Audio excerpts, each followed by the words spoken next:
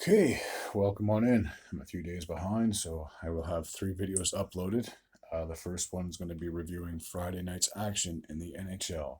There were a total of 5 games on tap, starting with the teams that you see on your screen.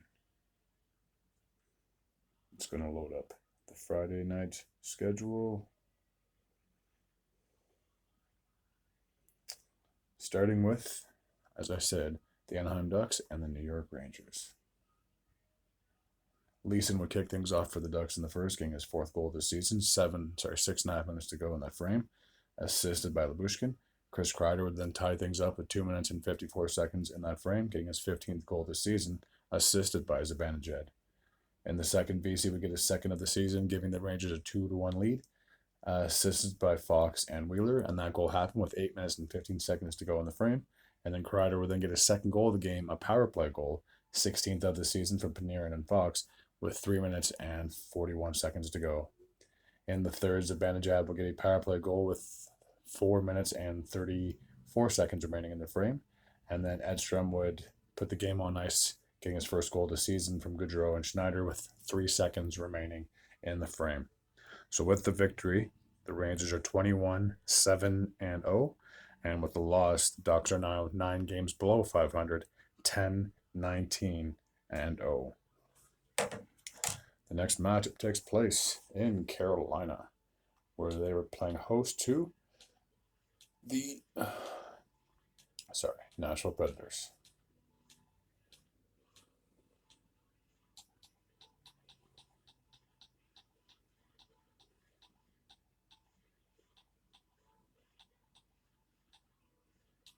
Okay, should see the teams on the screen as we speak. All right, let's take a look and see how the goal scoring summary went on this particular night.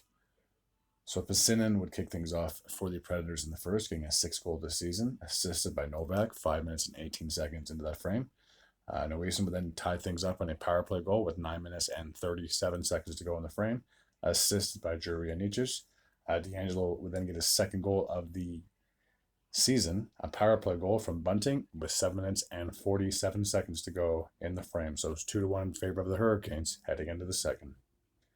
Yossi would tie things up, getting his 7th goal this season from O'Reilly and Nyquist, 3 minutes and 47 seconds into that frame. Chatfield would then give the Hurricanes a 3-2 lead, getting his 3rd goal this season, 4 minutes and 50 seconds into that period, assisted by Bunting and Martinuk. Sebastian Aho would then get his 11th goal of the year from Jarvis and Noeson, 5 minutes and 9 seconds into that frame, increasing the lead to 4-2. Ryan O'Reilly would then get his 13th goal this season from Forsberg and Yossi, a power play goal, 9 minutes and 26 seconds into that frame.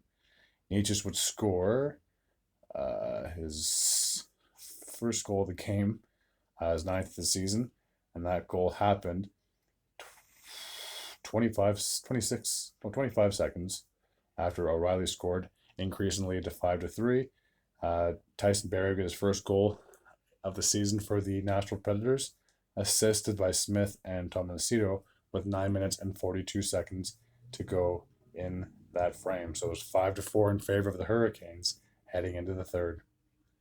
Joe Lozon would get his 2nd goal of the season to tie things up, assisted by Evangelista and Parnison with 9 minutes and 3 seconds to go in the frame. So it was all tied up at 5 heading into overtime.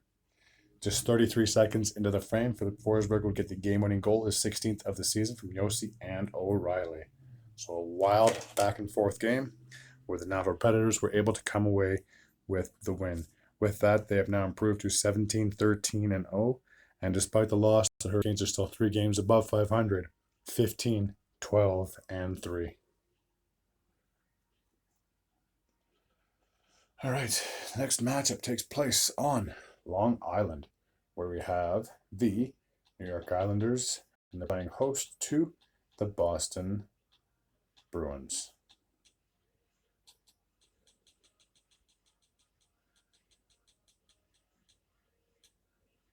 Okay, should see the team's logos on the screen as we speak.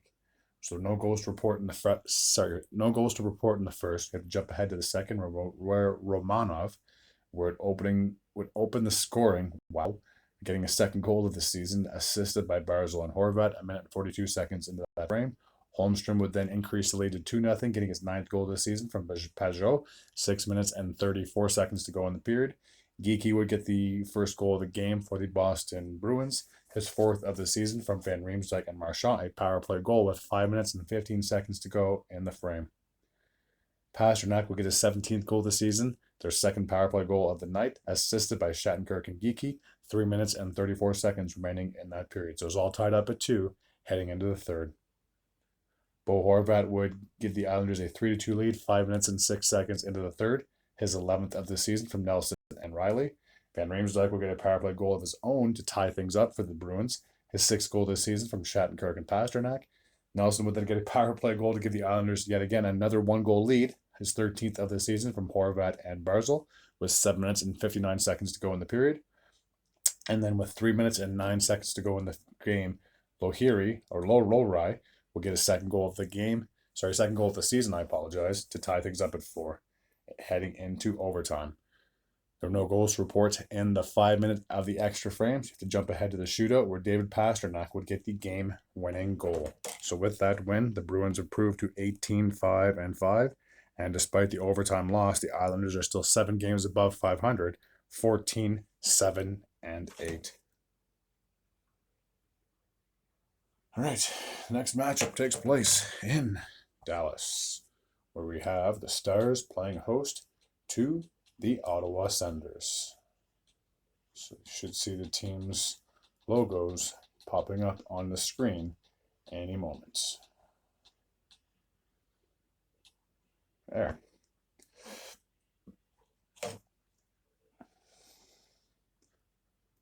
So yet another high-scoring affair. It seems it's more common nowadays to have these games have 6-5, 5-4, 4-3.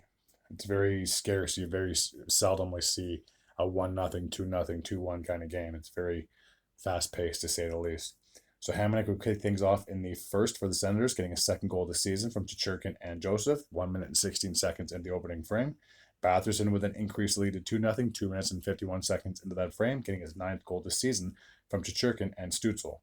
Pavelski would get a power play goal, getting the Stars on the board, his 13th of the season from Hintz and Robertson, with 9 minutes and 14 seconds to go in the period. Josh Norris would then increase the lead to 3-1, getting his 8th goal of the season from Giroux and Chichurkin, with 6 minutes and 40 seconds remaining in that period.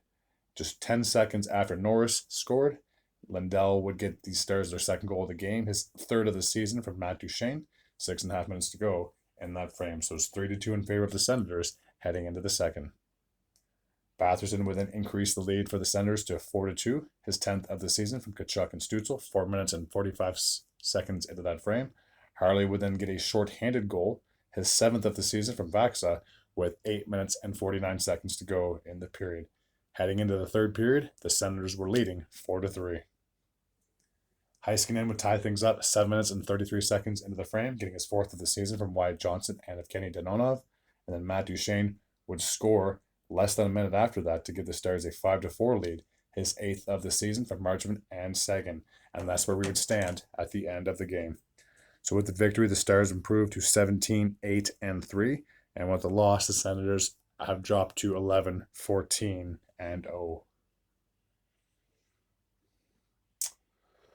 All right, 2 more games on tap from Friday's schedule.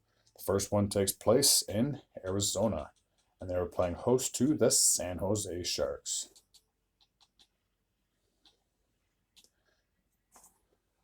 All right, take a look at the goal scoring summary between these two teams. Now, it's just kind of ironic. I was talking about how it's very scarce to have low-scoring games, and in this one, there's just the 1 goal to report. In the second, Michelli would get his 6th goal this season from Bustad and Moser with 5 minutes and 15 seconds remaining in the period. So 1-0, obviously, is the final score. With the victory, the Arizona Coyotes are 14-13-2, and with the loss, the Sharks are still struggling, still below 500, 9-18-3.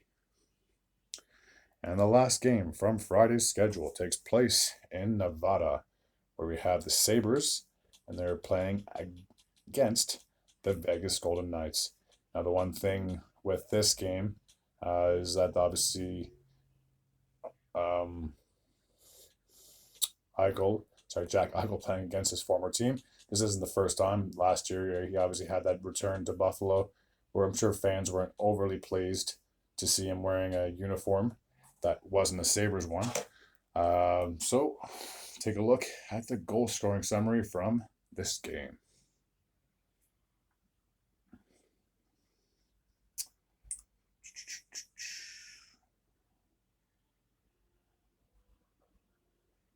Come on.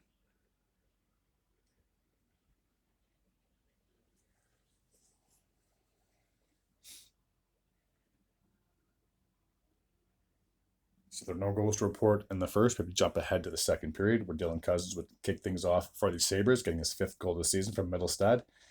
7 minutes and 42 seconds in that frame. Barbashev would tie things up with 6 minutes and 14 seconds to go in the period, his 7th of the season, assisted by Roy, so it's all tied up at 1 heading into the third.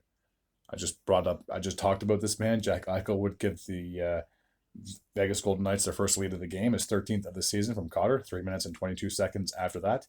Middlestad would score less than 2 minutes after that to tie things up. At 2, his 7th of the season from Cousins and Clifton. Benson would then give the Sabres a lead, 3-2, his 4th of the season from Tuck and Samuelson. Speaking of Tuck, also playing against his former team, he would then score to increase the lead to 4-2, his 9th of the season from Benson with 8 minutes and 48 seconds to go in the period.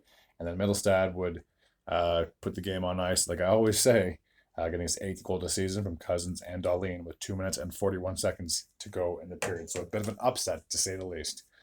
With the victory, the Sabres are still just around the 500 mark, 13, 15, and 3. And despite the loss, the Vegas Golden Knights are still the best team in the Pacific, 26 and 5. All right, that takes care of Friday's action. I will have the other 2 videos uploaded for this past weekend. If you're new to this channel and you like this type of content, I attempt to do videos on the daily. If you like this type of content, hit the sub button. As always, take care.